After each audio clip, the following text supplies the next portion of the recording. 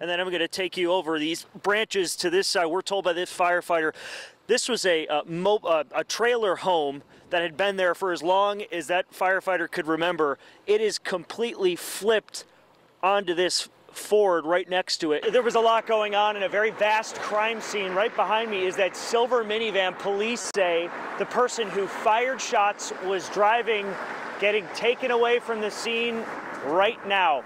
But it all started on South Keystone. They say two cars got into a crash, pulled into this Shell gas station. We're on Shadeland Avenue right now, just north of 30th, and behind me is where that police chase ended. That's right, Scott, a coworker, and that coworker told me he and Sanders both work for a temp agency, and last night were working inside Lucas Oil Stadium preparing for this weekend's Supercross event. And that coworker told me Sanders never returned from his lunch break. Firing gunshots into houses, including 48 South Mount Street, which police reports tell us was hit by gunfire 3 different times on the front and back of the house.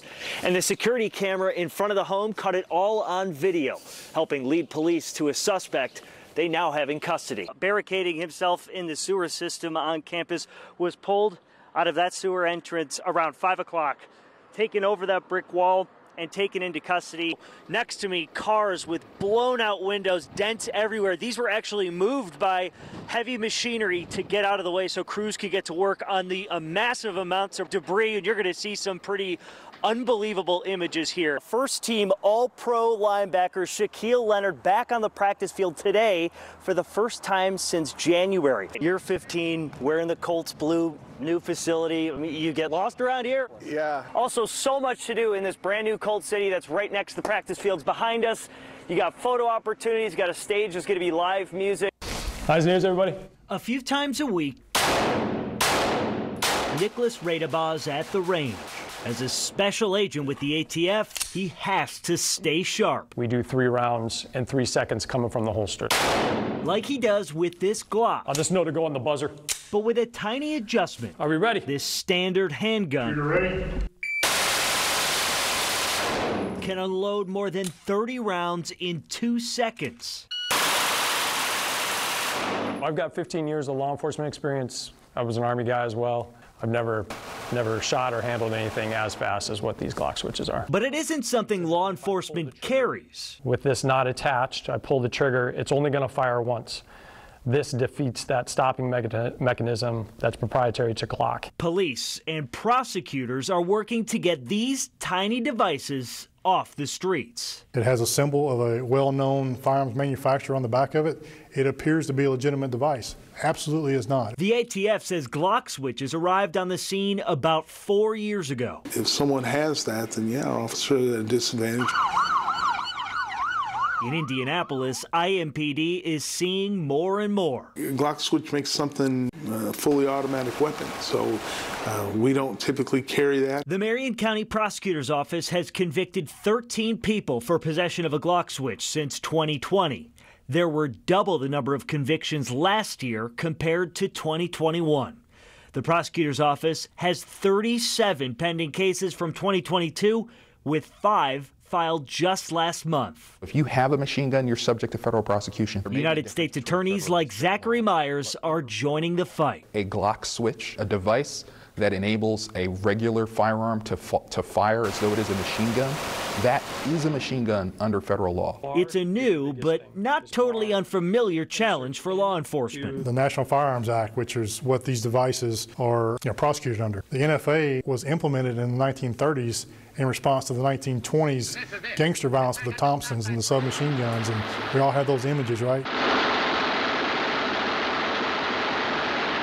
It's the same thing we're dealing with now, but we're going to go after them just as aggressively as they did back in the old days. This is I would say, a bigger threat than even then. Because they're much easier to conceal and get your hands on. The 3D printers have changed the technology so that some of these types of devices are being printed in garages, basements, and that sort of thing. And police say they're purchased illegally online. And trying to shut down the websites and to undercover purchases of these, we're doing what we can. Aggressive prosecution is part of the solution. To help keep communities and officers like Radabaugh safer.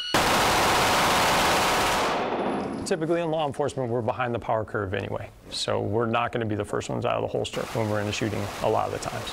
It's very scary. But not a fight they're backing down from. In Indianapolis, John Doran, 13 News. Then I even see these hoes right here. This neighborhood is surveying the damage. I guess that tree must have got hit too. It's a lot of stuff I didn't realize. Kyrie Wilburn found bullets in her house and car after a shootout between police and two suspects. We got these bullets. I got bullet holes on both sides of my car. If you look through there, you can see there's a hole in the inside of that door. Wilburn says police were positioned on her property. Everything took place literally at the house that's right behind us. So they were saying that he came in our yard, and that's how my car was in the crossfire. One of many neighbors that heard the barrage of gunfire Tuesday night. Yeah, that's the Lawrence SWAT vehicle. He stopped him for sure.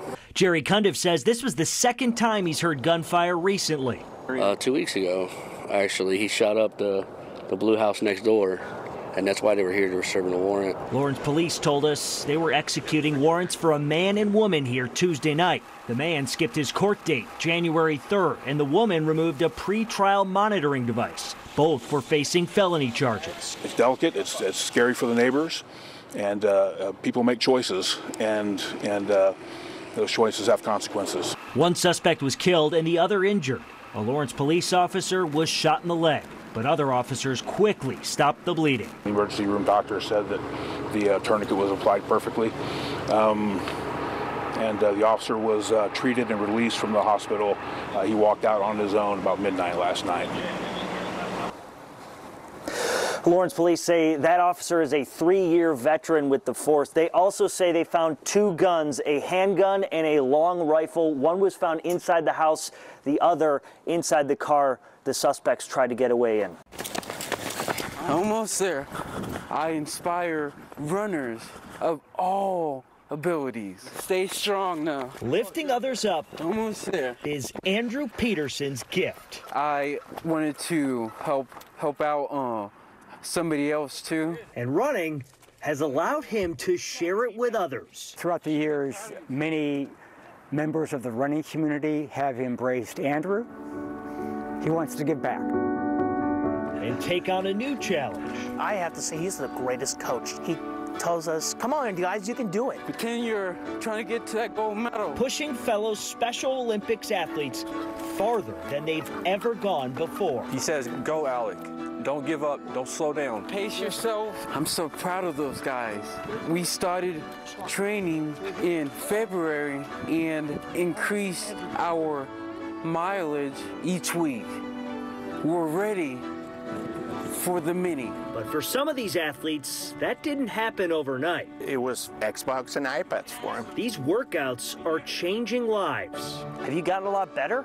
Yeah, a lot better. From a socially awkward, not interacting with anyone, to the kind of kid that has no fear. Oh yeah! Abe Gonzalez never thought he'd see his son out here doing something like this. Awesome! I was wrong about that, you know, the ceiling can get pushed a little bit higher and a little bit higher. They're leaving everyone's expectations in the dust. And I think after they finish that race and they have that medal around their neck, they're going to know that they truly earned it. And loved ones will never forget it. I'm going to FaceTime my mom and I'm going to FaceTime my dad, and it's an accomplishment. And an inspiration to anyone looking to overcome the unimaginable.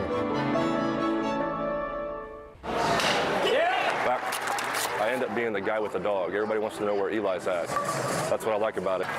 Good boy. He waits patiently, listening for his cue. He opens up the gate for us, and then Eli runs out there. Back. Stealing the spotlight in between batters. He picks up the bat, and then he comes back, and as he's coming back, he'll drop the bat out for the good boy, the official bat boy. Meet the Indians' newest employee. Eli is a Belgian Malinois. Who's definitely the youngest on the roster. He actually signed his contract with the Indians when he was 12 months old. You bring in a dog that's going to fetch our home baseball bats, you can't beat that. Front. sit. But getting Eli ready for his call up to the pro ranks out, sit. Takes a lot of work. Mark, alert. Good boy. A lot of people refer to it as impulse control. Back, we got baseballs flying everywhere back there. And his brain's screaming at him right now to jump on that field and go out there and go after one of those balls. And it helps him to learn not to go after everything in sight. Eli executes fearlessly. Yep. Coming in hot, huh? And doesn't mind getting dirty. You're looking chalky. As long as it comes with a little bit of praise. Good boy. Game time back is their favorite time. It's actually fun.